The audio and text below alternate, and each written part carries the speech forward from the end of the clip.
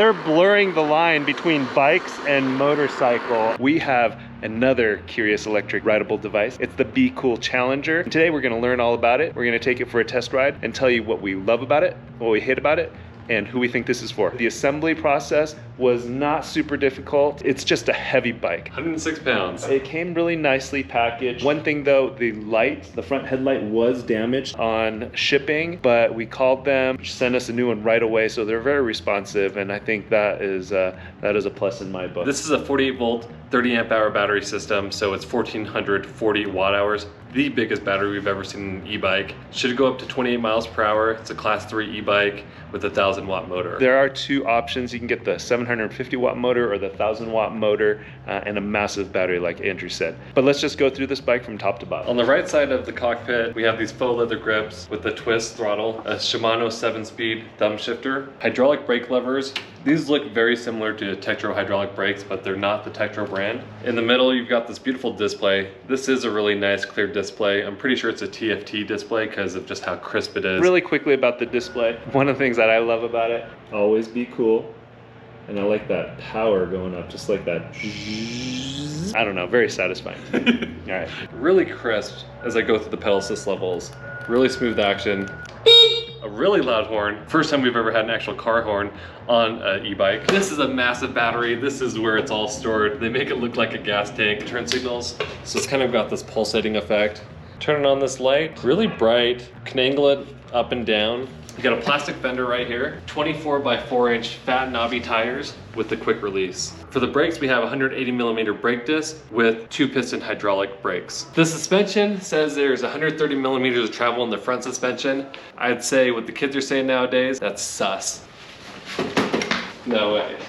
I mean, we can even look at it now. Travel is going from here to here. We're going to measure that to see if this is accurate. 1.75 inches. 4.45 centimeters. Not 130 millimeters of travel. Looks like they kind of cheaped out on this emblem.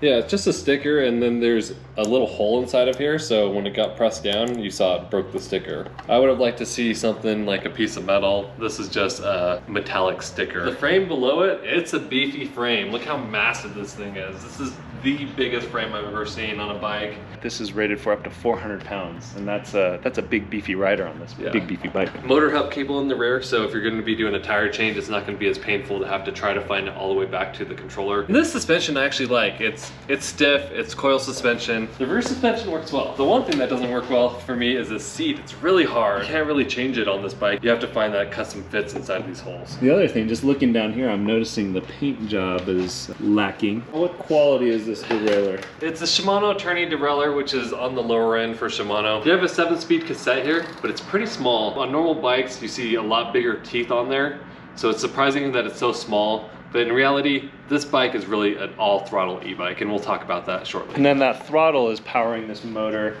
It's a hub motor, 1000 watts. You can also get it in 750 watts. So we have this brake light back here, the turn signals on there. These look pretty sweet. This is one of the more appealing turn signals I've seen on an e-bike. I do like that it works when the light's on. And on the other side, a 180 millimeter brake disc with the 2-piston hydraulic brakes. With a battery like this, a design that looks cool, but how functional is this? Can I take this battery off and take it inside the house or into the office to charge? You can't really remove the battery just to go in and charge it. This is a heavy bike, and I'm not going to be able to easily lift this up and bring it into the house or into the apartment or into the office. I don't like leaving my battery out in the elements, especially if it's not really well waterproof. Okay, I guess that's protected from water. I'm curious to see what's beneath the sticker. Well, there we go. I just ruined their emblem. Okay, I feel bad about breaking this little logo sticker even more, so I got a sticker to replace it with. There we go. Good as new. All right, we're gonna get our safety gear on now and take it for a spin so we can tell you what we love about it, what we hate about it, and who we think this is for. I'm on a motorcycle. I'm really impressed with just how it rides on a smooth road. So suspension right here at this position is fine, but like this, it just bottoms out. But you're not gonna ride this bike in the stance anyways. This isn't a ride a bike aggressively standing up. This is a cruise on the seat and ride it like a motorcycle. Yeah, so with this suspension and this type of bike, you're not gonna be going on trails or off-roading with this. This is for cruising and looking cool, and that's why the company's called BeeCool. They're blurring the line between bikes and motorcycle. Just be careful when you go on trails, on walking paths, because you could upset a Karen thinking that this is a motorcycle, when in fact, I mean, it's got pedals and it is a bike. Andrew's gonna come down this wide open road to see how fast he can get it. So the display said I went 37 miles per hour, but on the GPS readout it said I went 33 miles per hour. So it's 4 miles per hour off, but pretty decent for a throttle only. So because there are fewer teeth on the gears, when you're pedaling and you're using pedal assist, it's actually more assist than it is pedal. The amount of effort that you're able to put to help this bike, it's very minimal just because of the gearing. Decent 20 miles per hour stopping power, but if you're going 30 miles per hour plus, the stopping power is lackluster on this thing. Well, while we are stopped here, let's talk about the things that we like about this bike. It looks really sweet.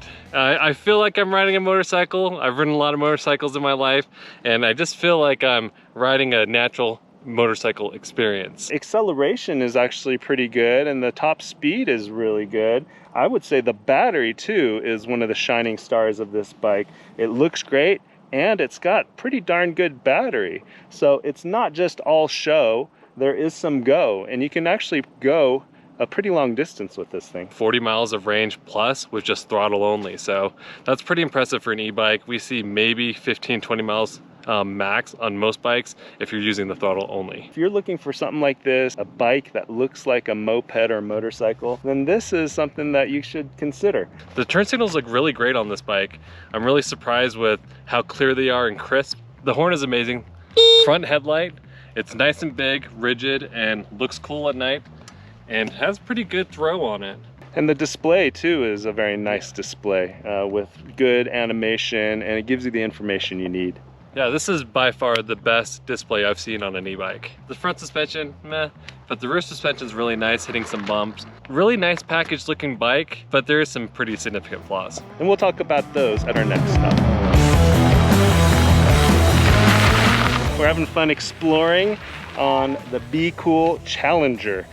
But no e-bike is perfect, and this one is got some flaws that we need to talk about. Biggest thing is this front suspension. They overstated it by like 5 times. I do wish that the crankset on here was bigger, had more teeth on it. The battery, although it looks cool and fits the style of this motorcycle-esque type of bike, if I wasn't tall and I had shorter legs, this would be super awkward to use for pedaling. And at the end of the day, I still don't even like to pedal around it. The first time I rode this bike, this tank did really feel awkward with pedaling, but now that I've gotten used to it and know where it's at, it's really not too terrible. The seat, it's small, it's not super comfortable. For a bike like this, I'd like to see maybe a larger, more comfy seat. It's super thin. That's the biggest issue. And you can't adjust it. So that's another thing, is you're really not gonna have any type of adjustment in the seat. The fenders, they're plastic. There's a lot of flapping going on when Andrew's riding. They do a good job keeping the dirt and debris off of Andrew, but they're a little rickety. The wiring, I don't know, it's below average there. Looking at the parts that they use to put this together, these bolts are much longer than they need to be. I mean, there's no reason why we have bolts that long. And so it looked like they just kind of grabbed what was available or left over and kind of put this together. Biggest thing for me is it's not going to give you a natural biking experience. This is really clunky. It's 106 pounds. It's 2 to 3 times as heavy as any other e-bike we've reviewed in the past. What is this bike going to be used for should be the question that you're asking yourself. This will get you from point A to point B, and if point A and point B are very far apart, it'll do a good job because of the big battery. But know that there's no rack, it isn't really meant for off-roading. If it's needed to be stowed away or taken into an office or into a classroom or into your home, can't do that. This is gonna have to be kept in either a garage or just locked up outside. So think about those things with this big heavy bike. If you guys have any other questions, check out our full written review at ebikepedia.com. Thanks for watching, and when you ride, wear your safety gear.